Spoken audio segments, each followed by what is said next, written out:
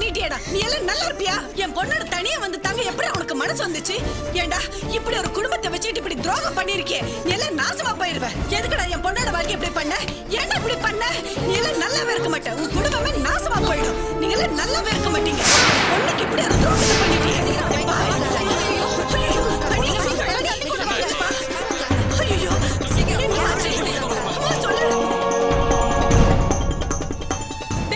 உன்னை நான் சும்மா விட மாட்டேன். உன்னை நான் என்ன பண்றேன்னு பாரு. நல்லாவே இருக்க மாட்டேன்.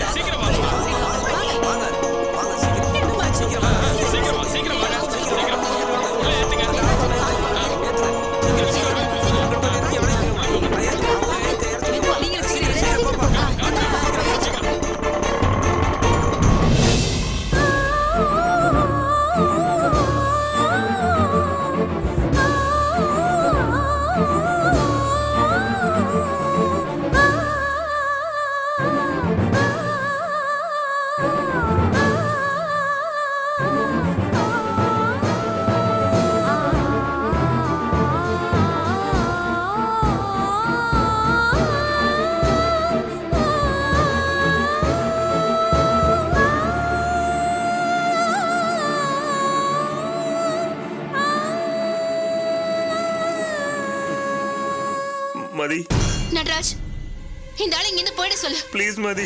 இவங்கிட்டே நான் பேச தயாரா இல்ல நட்ராஜ். யாரா இருந்தாலும் அடிச்சு விரட்டு. மதி ப்ளீஸ், உன் காலில் வேணாலும் உழுவுற, மன்னிச்சிடு மதி. மதி ப்ளீஸ் மதி, இனிமே இது மாதிரி பண்ண மாட்டேன் மதி. ப்ளீஸ் மதி, இந்த ஒரு தடவை மன்னிச்சிடு மதி. இனிமே இது மாதிரி நான் நடந்துக்க மாட்டேன் மதி. மதி என்னை மன்னிச்சிடு மதி.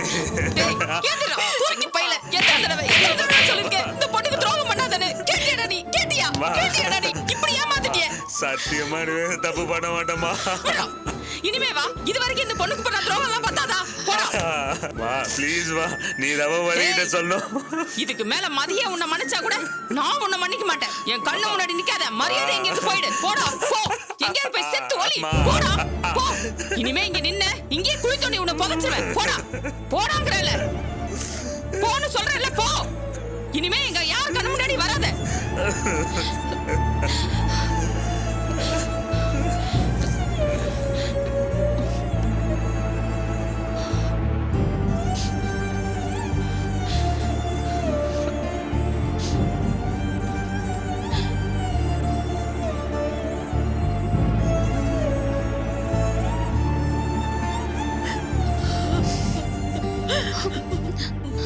மதி, மா, நீ ஏன் அழற? அழாத, எல்லாம் நல்லதுக்குதான். நல்ல வேலை, என் பிள்ளைக்கு விவரம் தெரியறதுக்கு முன்னாடி அந்த ஆளோட அயோக்கியத்தனை எல்லாம் தெரிஞ்சு போச்சு. இனிமே என் குழந்தைக்கு நான் தான் அம்மா அப்பா எல்லாம். நட்ராஜ், போய் உட்காரு, ஃபங்க்ஷன் பண்ணலாம். மதி, போய் உட்காரு நட்ராஜ், போ. போ திவ்யா, போய் உட்காரு. எல்லாரும் வாங்க வாங்க, வாமா வா. ஆரம்பிச்சலாமா? அண்ணா நீங்க ஆரம்பிங்க. இதோ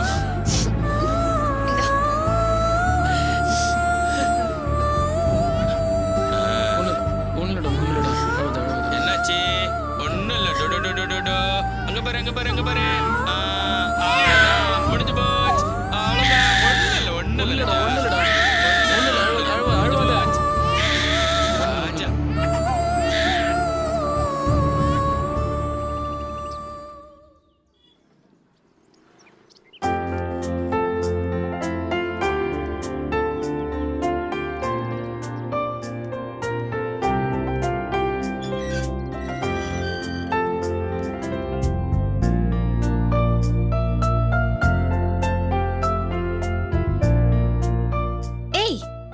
உட்கார்ந்திருக்கீங்க? சும்மாதாண்டி. அப்சரா, உள்ள வரலாமா? வாடி. என்ன? இல்ல, உன்கிட்ட கொஞ்சம் பேசணும். சொல்லு. தனியா பேசணும். சரி போ, நான் வரேன்.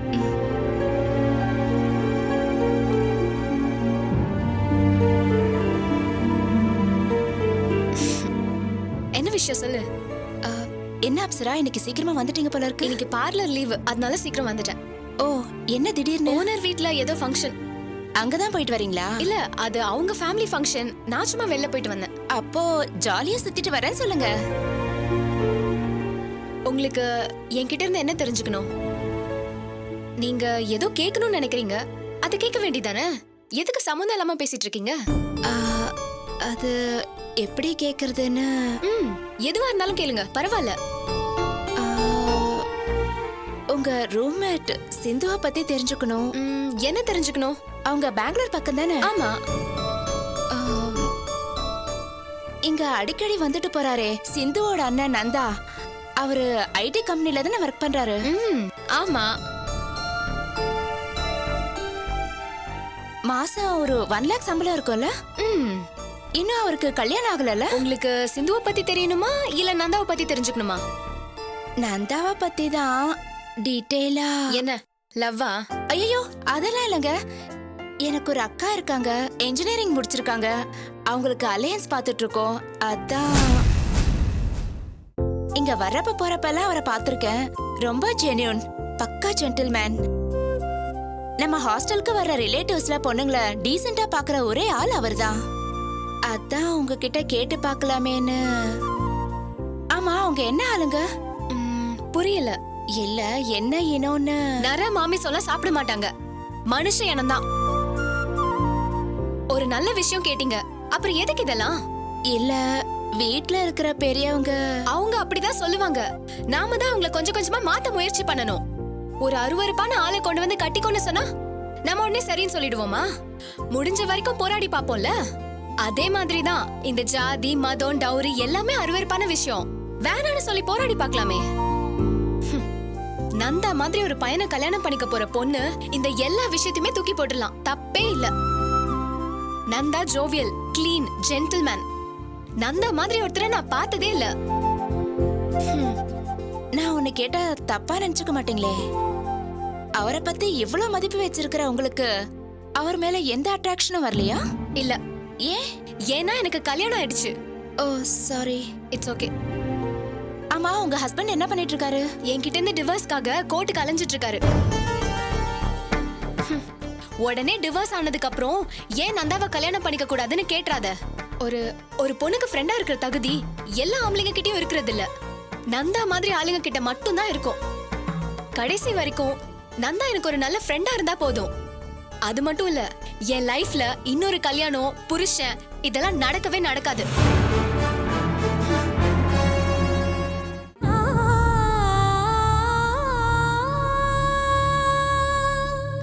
பாத்து வாங்கம்மா. இதுவா இங்க உட்காந்துக்கோங்கம்மா. டெஸ்ட் ரிப்போர்ட்லாம் வந்துடும், அது வரைக்கும் கொஞ்சம் வெயிட் பண்ணுங்க.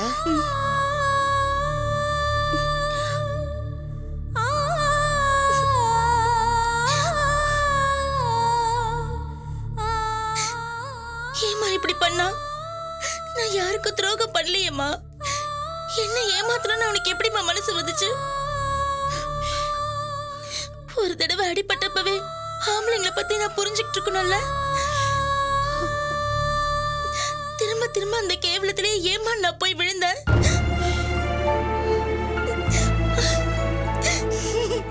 வாழ்க்கையில வேற எந்த மாதிரி சந்தோஷத்துக்கு நான் ஆசைப்படலையேம்மா. எனக்குன்னு ஒருத்த உண்மையா இருக்கணும், அவ மேல நான் பாசமா இருக்கணும், எங்களுக்குன்னு ஒரு குடும்பம், 2 குழந்தைங்கன்னு சந்தோஷமா இருக்கணும்னு தானமா நினைச்சேன். இதுல என்னமா தப்பு இருக்கு?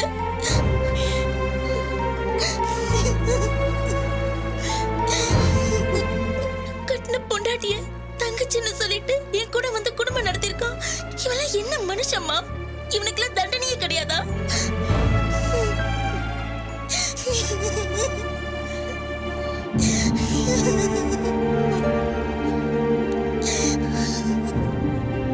என்னம்மா டெஸ்ட் ரிப்போர்ட்லாம் ரெடி ஆயிடுச்சா?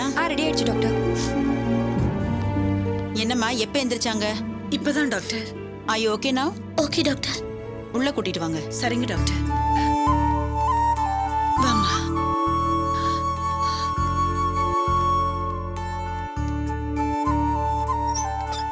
வாங்கம்மா உட்காருங்க.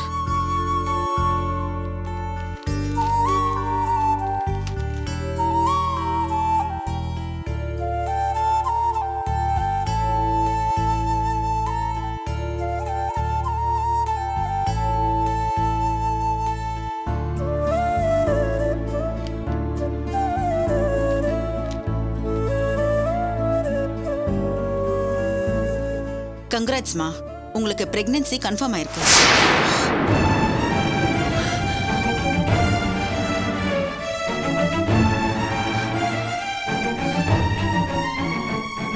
என்னம்மா குட் நியூஸ் சொல்லியிருக்கேன், உங்க முகத்துல சந்தோஷத்தையே காணும். அது கொஞ்சம் கேரா இருந்துச்சு, அதான் டாக்டர். ஓ சரிங்கம்மா, வீட்டுக்கு கூட்டிட்டு போங்க, நல்லா ரெஸ்ட் எடுக்க சொல்லுங்க. 2 வாரம் கழிச்சு கூட்டிட்டு வாங்க. சரிங்க டாக்டர். மத்ததெல்லாம் அப்புறம் பாத்துக்கலாம். சரிங்க டாக்டர். வரோம் டாக்டர். வாங்க.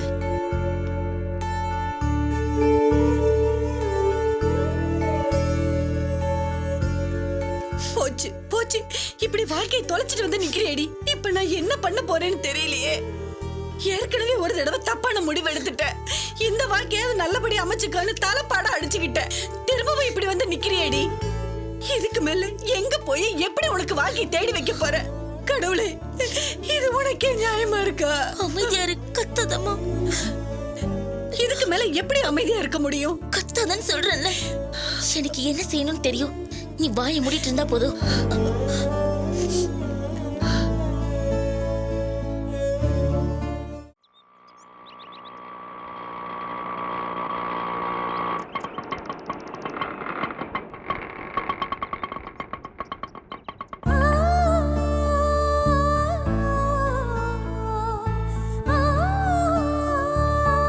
இந்தாங்க. வா மதி. மதி வாமா.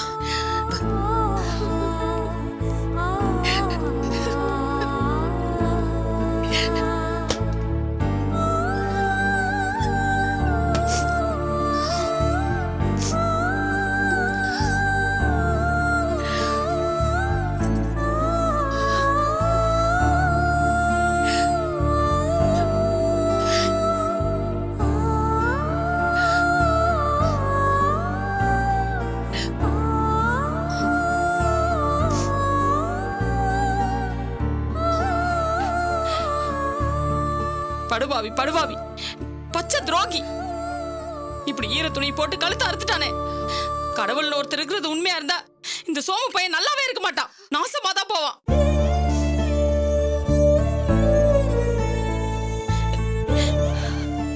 சத்தியமா சொல்ற மாதிரி அவன் நாய் அடிபட்டு சாகுற மாதிரி தண்ணி லாரியில அடிபட்டு தான் சாவான்.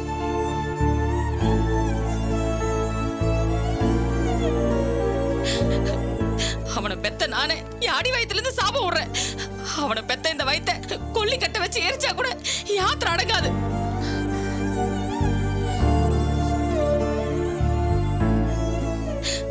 பாவி மகளே, அந்த பரதேசி பையனை நம்பாத நம்பாதன்னு சொன்ன, கேட்டியா நீ?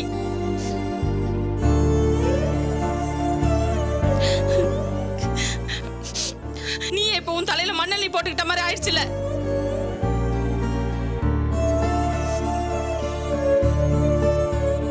கல்யாணம் ஆகி ஒரு குழந்தையும் பிறந்துச்சு. இந்த பச்சை குழந்தை முகத்தை பார்த்தாதான் அவன் திருந்திருக்க வேண்டாம். இப்படி வேஷம் போட்டு குடியை கெடுத்துட்டானே, பாவி பாவி. என் மருமக நம்பிக்கையில தீய வச்சுட்டானே.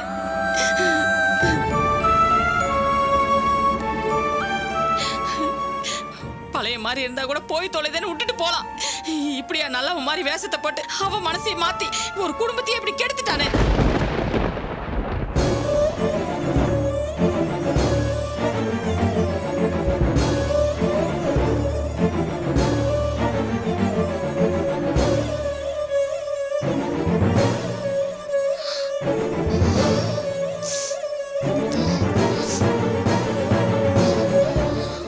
அம்மா, கொஞ்சம் உள்ள வா. நீங்களும் வாங்க அத்தை.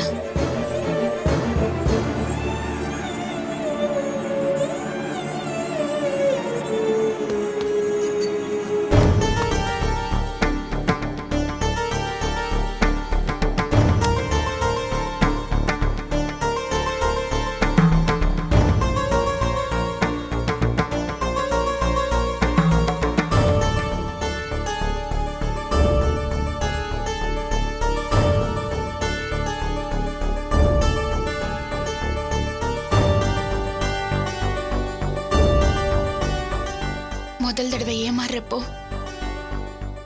ஏமாத்துறவங்க மேல கோவம் வரும். ஆனா அடுத்தடுத்த தடவை ஏமாந்தா தப்பு நம்ம மேலதான் இருக்குன்னு அர்த்தம். இப்போ எனக்கு என் மேலதான் கோவம் அதிகமா இருக்கு. போதுமா? போதும். இனிமே நான் எதை பத்தியும் நினைக்க போறதோ இல்ல. யார்கிட்டயும் இனிமே ஏமாறாதவும் இல்ல.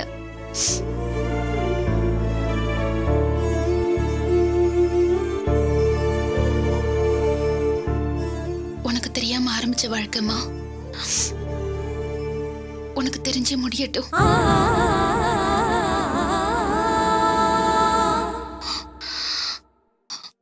திருட்டு கல்யாணம் தான். அப்படி இருந்தும் ஊரை கூட்டி விருந்து வச்சியம்மா.